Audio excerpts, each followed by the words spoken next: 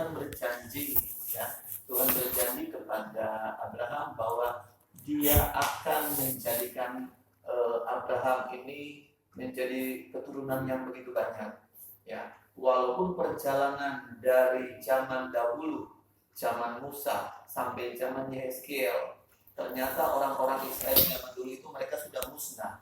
Ini tinggal sisa-sisa keturunan, dan ternyata sisa-sisa keturunan Israel ini pun mereka ada di dalam pembuangan. Karena apa? Karena mereka mengikuti nenek moyang mereka, keras kepala, mereka meninggalkan Tuhan, dan akhirnya mereka pun pada zaman Yehezkiel pun mereka itu ada di dalam pembuangan. Tetapi janji Tuhan itu ya dan amin. Tuhan berjanji kepada Israel, kepada Yakub, kepada Ishak, kepada Abraham pada waktu itu bahwa keturunannya itu akan semakin besar. Maka ketika kita membaca di pasal yang ke-36, ini berbicara tentang pembaharuan Israel. Ini berbicara tentang pemulihan. Ya, saya percaya bahwa suatu saat kita pun akan dipulihkan oleh Tuhan. Ya, saya sangat-sangat terlalu yakin bahwa suatu saat kita pasti akan dipulihkan oleh Tuhan. Sehingga di pasal yang ke-37 ada kebangkitan. Ya. Ketika orang dipulihkan oleh Tuhan, maka ada satu semangat yang luar biasa, ada satu kebangkitan yang luar biasa, semakin mengasihi Tuhan. Itu proses. Ya. Beberapa hari yang lalu saya katakan bahwa ketika kita diproses, kita jangan protes. Supaya apa? Supaya kita diperbaharui oleh Tuhan, supaya kita mengalami satu kebangunan rohani, ada satu kebangkitan rohani. Ya, itu yang Tuhan janji. Bahkan di dalam pasal yang ke 38 ya, atau pasal yang ke-37 yang kita sudah baca, di situ kita baca tadi tentang berbicara tentang bagaimana Yehezkiel mendapatkan satu penglihatan bahwa mereka melihat ada begitu banyak tulang-tulang yang berserakan pada waktu itu. Dan firman Tuhan katakan bahwa tulang-tulang itu adalah tulang-tulang dari bangsa Israel, ya. Dan firman Tuhan katakan apa? Di sini Tuhan merubah, memulihkan yang tadinya tinggal tulang belulang, dan Tuhan pulihkan menjadi satu kehidupan yang baru. Ya, diberikan daging yang baru, ya. Ya, dibentuk lagi menjadi manusia. Nah, tulang-tulang yang kering ini berbicara tentang rohani, ya, berbicara tentang rohani yang kering, rohani yang mati, ya, rohani yang tidak ada kehidupan. Dan firman Tuhan berjanji bahwa Tuhan akan memberikan roh yang baru. Ya. Saya yakin dan percaya bahwa ketika Tuhan memberikan roh yang baru bagi kita, maka kita akan bangkit. Tulang-tulang yang mati, rohani-rohani yang mati itu akan dibangkitkan oleh Tuhan. Karena janji Tuhan di akhir zaman bahwa Tuhan akan memakai orang-orang yang mau berserah sepenuhnya kepada Tuhan. Nah, kita ini sudah hidup di akhir zaman. Jangan sampai tulang-tulang rohani kita mati, jangan. Ya, jangan sampai kehidupan rohani kita itu mati di hadapan Tuhan. Kalau kehidupan rohani kita mati di hadapan Tuhan, maka tidak ada gunanya lagi. Makanya firman Tuhan berkata, ketika Yehezkiel melihat satu begitu banyak sekali tulang itu, maka itu dibangkitkan kembali lagi menjadi manusia. Ya, dihembuskan roh kehidupan lagi kepada tulang-tulang itu, sehingga tulang-tulang itu bisa menjadi satu kumpulan tentara yang begitu besar. Ya, dan yang di pasal yang ke-38 39 itu berbicara tentang Gog dan Magog. Gog dan Magog ini tuh berbicara ada dua hal. Yang pertama, berbicara tentang kehidupan sekarang di mana kita sedang mengalami satu penindasan, dan yang kedua itu berbicara tentang suatu saat di akhir zaman ketika antikris berkuasa, kita akan mengalami satu tekanan yang begitu baik, yang begitu dahsyat di akhir zaman. Ya, makanya Gog dan Magog ini berbicara dua hal. Yang pertama berbicara tentang kehidupan kita hari-hari ini banyak sekali mengalami satu tekanan yang begitu dalam, mengalami banyak masalah yang begitu luar biasa. Dan suatu saat Gog dan Magog ini itu akan muncul di akhir zaman. Satu tindakan atau satu penindasan dalam ketika antikris itu berkuasa. Ya, makanya firman Tuhan di dalam Yehezkiel ini, kitab Yehezkiel itu berbicara dua hal.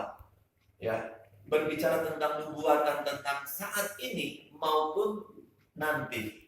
Ya, makanya kita harus benar-benar mempersiapkan. Sekali lagi saya mengatakan, ketika kita diproses oleh Tuhan, kita jangan protes kepada Tuhan. Ya, proses Tuhan itu juga ada dua hal. Karena proses Tuhan itu Tuhan izinkan itu datangnya dari dalam.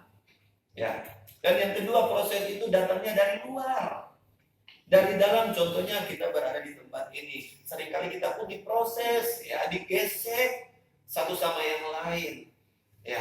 Tetapi kita jangan protes, ya. Kita harus lebih berserah diri kepada Tuhan. Dan yang kedua, ketika kita diproses dari luar, ya, itu pun Tuhan izinkan supaya apa? Supaya kita dibentuk menjadi tulang-tulang yang hidup, jangan menjadi tulang-tulang yang mati lagi. Ada satu kebangkitan rohani, kebangunan rohani, ya, di dalam setiap hidup kita yang harusnya kita harus imani bahwa kita ini hidup di akhir zaman, harus ada satu kebangkitan rohani dalam hidup kita.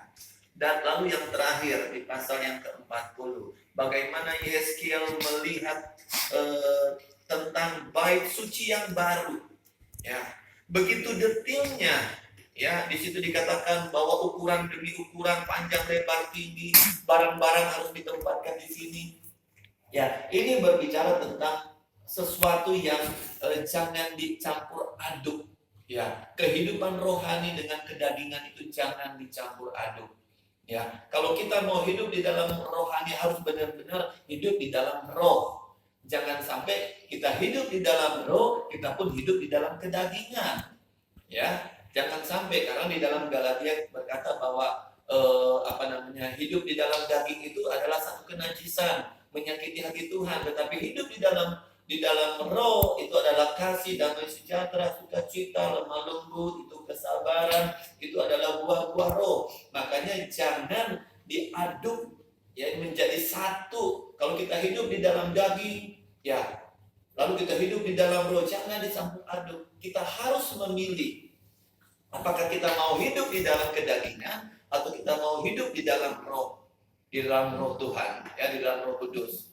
Ya, saya percaya kita pasti akan memiliki kita hidup di dalam roh. Kenapa? Kalau kita memilih hidup di dalam roh, maka Roh Kudus yang akan menuntun kita. Tetapi kalau kita memilih hidup di dalam kedagingan, maka iblis yang akan menuntun kita. Dan firman Tuhan berkata, kalau iblis yang menuntun kita, dia akan menuntun kita kepada neraka. Tetapi kalau Roh Kudus yang menuntun kita, Roh Kudus akan menuntun kita kepada surga. Ya, dan kita tahu pahala dari kedua hal ini. Kalau kita memiliki pahala di surga, tentunya kita akan memiliki kehidupan yang luar biasa abadi di surga. Tapi kalau kita mendapatkan satu neraka, maka kita akan mengalami penderitaan yang begitu dalam siang malam abadi selama-lamanya. Ya, makanya mari belajar. Kalau kita harus memilih, menentukan pilihan kita. Kita harus belajar mengambil satu keputusan bahwa hari-hari ini saya harus hidup di dalam roh Tuhan. Amen. Ya, karena di pasal yang ke-40 ini, Yehezkiel 40 ini berbicara tentang bait Allah. Ya, bagaimana begitu detail, ya, ukuran demi ukuran. Sehingga di dalam pasal yang ke-40 bagian akhir, bait suci yang baru. Ya, kita tahu ini berbicara tentang surga. Ya, bisa juga berbicara tentang kehidupan kita. Karena bait Allah itu berbicara tentang tubuh kita sendiri, bukan gedungnya, tidak. Bait Allah itu bukan berbicara tentang gedung, tetapi bait Allah itu berbicara dengan tubuh kita, diri kita sendiri. Dan yang kedua, bait Allah itu berbicara tentang surga. Ya, karena bait Allah itu ada tempatnya Tuhan. Ya, tempat Tuhan itu ada dua, di dalam tubuh kita ini, dan yang kedua di dalam surga. Dan firman Tuhan berkata, dimanapun Tuhan Yesus berada, kita harus berada. Makanya kita harus belajar. Ketika kita diproses Tuhan, mari kita tahu bahwa prosesnya daripada Tuhan itu akan mendatangkan sesuatu yang luar biasa. Karena ingat, Yehezkiel 29 kemarin kita sudah baca ayat 11 berkata bahwa rancangan Tuhan adalah rancangan damai sejahtera, bukan rancangan kecelakaan. kecelakaan. Tuhan mau supaya setiap hidup kita itu semua itu berada di dalam surga, karena tempat Tuhan Yesus adalah di surga, dan Tuhan mau di mana Tuhan Yesus berada, kita pun harus berada. Makanya harus mulai belajar mengambil keputusan, apakah saya mau hidup di dalam roh atau hidup di dalam kedagingan. Itu bebas. Tuhan tidak memaksa hidup kita. Kamu harus memilih roh. Tuhan tidak memaksa seperti itu. Tuhan memberikan kita memberikan satu pilihan bagi kita. Ya, Tuhan tidak memaksa-maksa kita untuk mau bertobat atau terserah. Ya, karena hasil apa yang kita lakukan hari-hari ini itu akan menentukan ketika Tuhan Yesus datang sebagai hakim, itulah yang menentukan hidup kita. Ya, jadi apa yang kita keputusan yang kita ambil hari ini itu akan menentukan nanti ketika Tuhan Yesus datang kedua kali. Ya, nah inilah renungan firman Tuhan di dalam 5 pasal Yehezkiel ini bukan satu kebetulan, karena Yehezkiel ini juga berbicara tentang akhir zaman. Ya, ini berbicara tentang akhir zaman, jadi kita harus belajar mencari kehendak Tuhan. Ya, saya percaya bahwa semua kita pasti dipulihkan oleh Tuhan. Amen. Yang penting di sini kita harus hidup di dalam roh. Ya, jangan hidup di dalam kedagingan. Karena kalau hidup di dalam kedagingan itu akan menghancurkan kita. Tapi kalau kita hidup di dalam roh, ya hidup di dalam roh Tuhan, Roh Kudus, di dalam Tuhan, maka itu akan membuat kita hidup bersama-sama dengan Tuhan. Nah, ini firman Tuhan ya, yang perlu kita